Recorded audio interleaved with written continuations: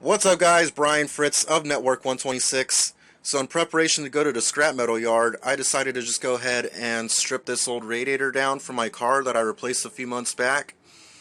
It really should be used as some kind of evidence against that Ford dealer for damages, but since that's probably never going to happen, I just decided to go ahead and strip it and add it to my pile of scrap metal that I picked up off the sidewalk the other night.